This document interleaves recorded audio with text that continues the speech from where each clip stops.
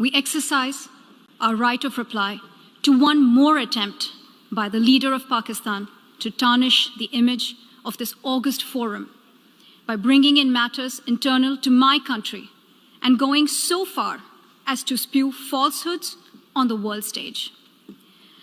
While such statements deserve our collective contempt and sympathy for the mindset of the person who utters falsehood repeatedly, I am taking the floor to set the record straight.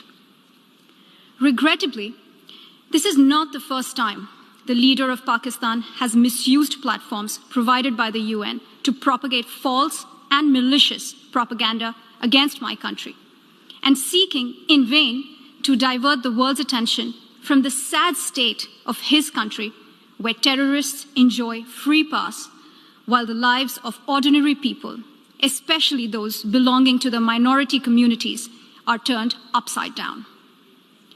Mr. President, member states are aware that Pakistan has an established history and policy of harboring, aiding, and actively supporting terrorists.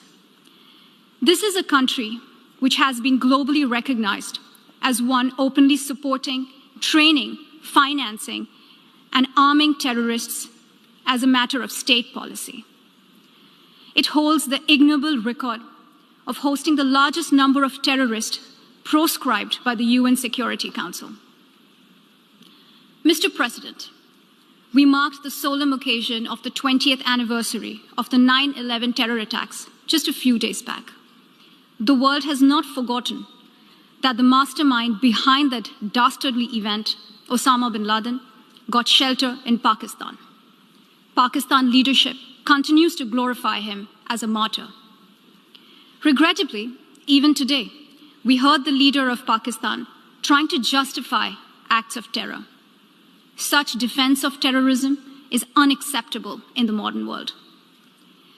We keep hearing that Pakistan is a victim of terrorism.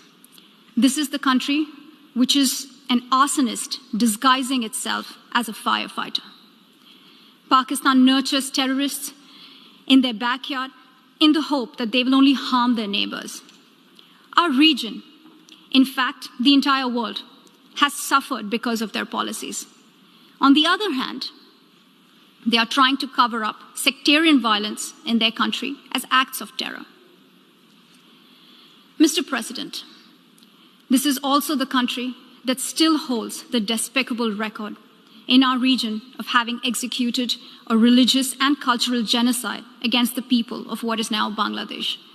As we mark the 50th anniversary this year of that horrid event in history, there is not even an acknowledgement, much less accountability.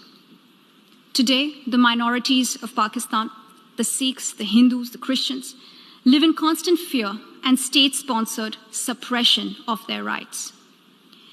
This is a regime where anti-Semitism is normalized by its leadership and even justified.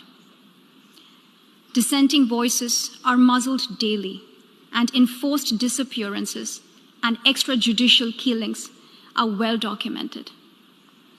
Mr. President, unlike Pakistan, India is a pluralistic democracy with a substantial population of minorities who have gone on to hold highest offices in the country, including as President, Prime Minister, Chief Justices, and Chiefs of Army Staff. India is also a country with a free media and an independent judiciary that keeps a watch and protects our constitution. Pluralism is a concept which is very difficult to understand for Pakistan, which constitutionally prohibits its minorities from aspiring for high offices of the state. The least they could do is introspect before exposing themselves to ridicule on the world stage.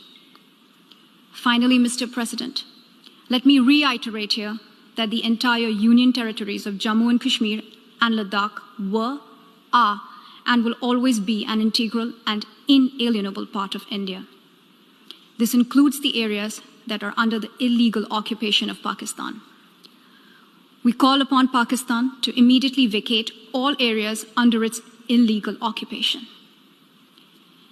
Mr. President, allow me to be categorical about India's position.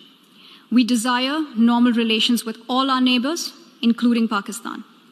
However, it is for Pakistan to work sincerely towards creating a conducive atmosphere, including by taking credible, verifiable, and irreversible actions to not allow any territory under its control to be used for cross-border terrorism against India in any manner.